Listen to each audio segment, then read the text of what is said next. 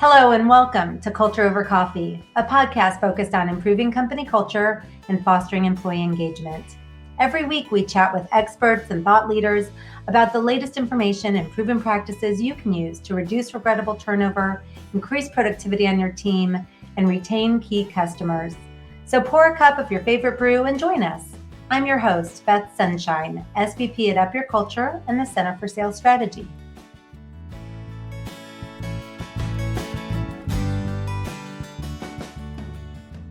In this episode, we're talking about how important it is for leaders to get the communication piece right when it comes to fostering a solid culture of engagement.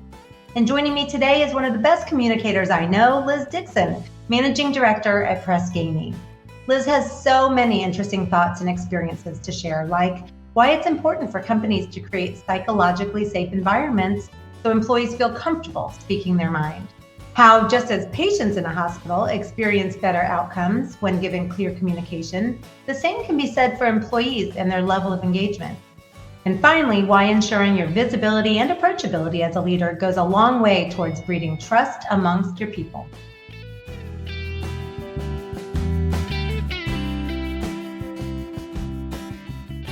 So welcome, Liz. I have been so looking forward to having Culture Over Coffee with you today. Thank you for joining me. Thank you for having me, Beth. I'm thrilled to be here. We're going to have fun. We're going to be talking about why communication is key in fostering engagement. And I'm just so incredibly excited to get your perspective, especially because your perspective is from the healthcare industry, where I know this is exceedingly important right now. Now, for those listening who don't know this, Liz is my neighbor and my friend, so we get to chat about things like this really anytime we want, but we have never sat down for a structured conversation like this, have we? So, yeah, this will be fun. So, Liz, before we get to our topic, I do always like to begin with just a quick brain jolt, kind of get us in the mood. So here it is. When you envision just the very best company culture that you can think of, what 3 to 5 words would you use to describe that ideal culture? Oh gosh, that's such a great question, Beth. I think mutual respect between leadership and employees and then amongst your peers is critical. It's critical because it will then drive that positive teamwork we need to have that great culture. Transparency throughout the organization as much as we can, I think is really important because that builds trust. And the most important thing that we can have to build a culture is great trust amongst the teams. Love it. Thank you for sharing. I think your ideal culture and my ideal culture have a lot in common. All right, so let's jump into today's topic. Now, not too long ago, we sat on my front porch and we talked about the concept of high reliability organizations, which I really find fascinating. Can you share a bit about the history of the HRO concept and really how it relates specifically to improving communication and overall culture in healthcare specifically? Absolutely. I think HRO is some of the most important work that's happening in healthcare right now. It came from mission critical organizations like the nuclear space and aviation, those fields where you have to be safe or people lose their lives. And it was that same concept that was then moved from those spaces and taken into healthcare with the original thinking that the goal was to protect patients, but we've now grown and evolved into other spaces of protecting patients, of protecting our employees, with the overall goal being zero harm to anyone within the organization. And what HRO really does at a very high level is it puts in place the right processes and has our people trained in the right way so they know exactly the behaviors that are expected and they know what right looks like. It makes it really easy for them to do the right thing and really hard to do the wrong thing because they firmly and clearly understand the processes and the behaviors that are expected. I love the way you describe that, and I can see how that would be so important in mission critical, where it's a life or death kind of situation, those jobs. But I also can see how that would extend to really any company, how that would give employees just a sense of, I don't know, comfort of knowing exactly what they should or should not do, what will and won't be okay. So I love that. I work with company leaders all the time to increase their level of psychological safety in their organizations. That's a true mission of most companies we work with. And the goal is to create a culture where employees know they can share their ideas, their concerns, their feelings without the risk of humiliation or rejection of any sort. Now, I've heard you talk about what you call a just culture, which I think directly relates to the concept of psychological safety. Is that right? Absolutely. Absolutely. So a just culture ideally means that anybody within the organization, no matter your role, you can be the janitor, you can be the CEO, has the right to stand up and speak their mind, share a concern without fear of backlash or harm. It's critical in healthcare if you think about like the operating room, for example.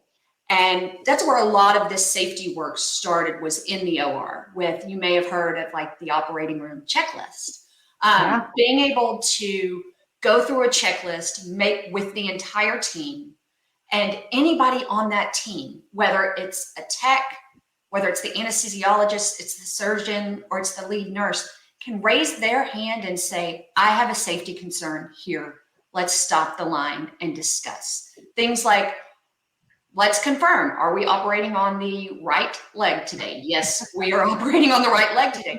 It's important things like this that allow anybody within that team to speak up without fear of repercussion, because it keeps people safe. It keeps us all safe. And it also drives engagement, because we've removed that authority gradient amongst different levels of the team. We're all one team now, working towards a common goal of keeping ourselves and our patients safe. Oh, I love that. We're all one team working towards the same goal. Every voice matters. Really, really cool. Okay, so what happens besides the obvious that you might do surgery on the wrong leg? What happens if there is a lack of psychological safety in that kind of environment? That's such a great question, because it still happens a lot. We're working hard to fix it. But when you don't have psychological safety, people don't raise their hand. People don't stand up and say, I have a concern here, because they're fearful. They're fearful of keeping their jobs. They're fearful that they're going to get reprimanded. They just have that driving fear. But when you've got that psychological safety, the fear is removed, and you can stand up, raise your hand, knowing that there may be discussions had, there may be some repercussions if something is egregious enough, but that in our culture, anyone can say anything and it's okay.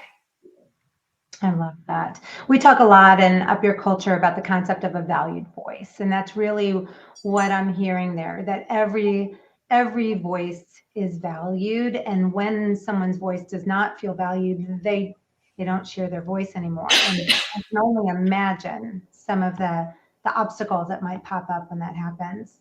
Yeah. So in my experience, strong communication reduces anxiety in people. I know personally, the more I feel informed, the more equipped I feel to deal with whatever it's ahead, even if it's bad news. I want it all, every detail, because then I can deal with it.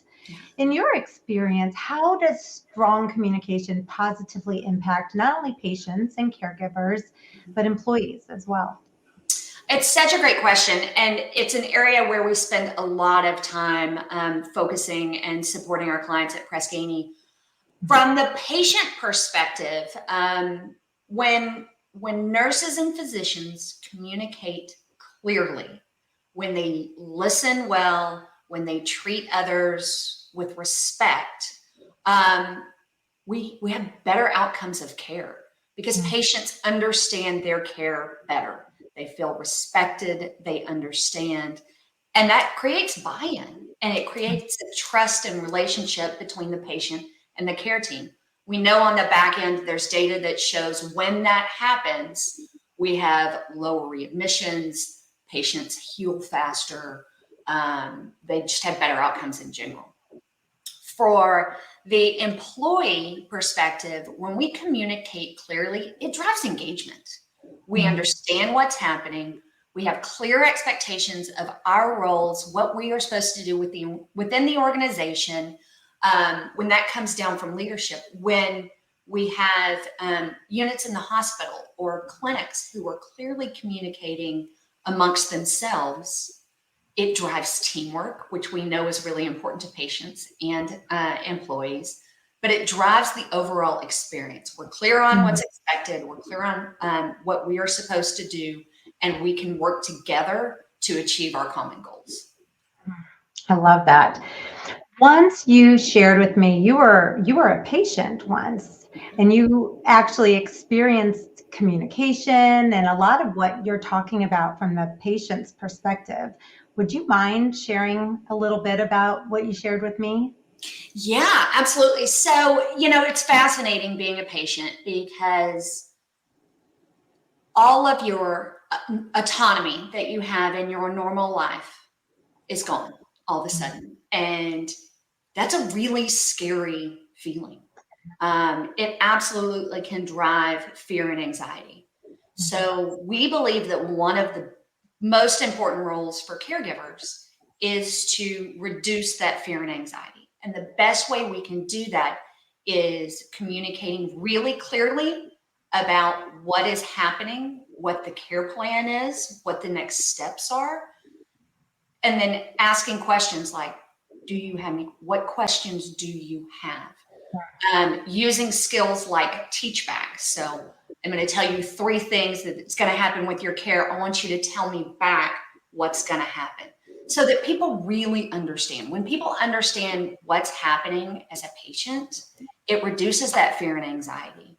And frankly, once that fear and anxiety is reduced, you're then really listening. You can listen, you can comprehend, you can better understand, and then you can work together with your care team to move forward. I love that, because as a patient, you really do feel like you're in an information vacuum. And a lot of what you're sharing, I can relate to as an employee as well. The more that I really understand the big picture, the more, the teach back concept is really smart. Like, here's what I'm hearing you say. Do I have that right? Are we both on the same journey together? I think that's a really neat concept. Yeah, and it's a great concept that can be used in any industry. I use it with my 8-year-old all the time. Here's what we're going to do. Do you understand? Here's what I need you to do. Yes, I'm going to go put my socks on and my shoes, and then we're going to get in the car and go to school. I love that. Great parenting tip at the same time. All right, so at Up Your Culture, we often talk about what we call trust builders versus trust breakers. And it seems that a lot of what we are discussing today, even, we were talking about communication, we're talking about psychological safety, the teach back concept, the just culture, a lot of it really directly connects to trust. So I have a question for you related to trust. In your opinion, what do you think builds trust? Step 1, listen to me.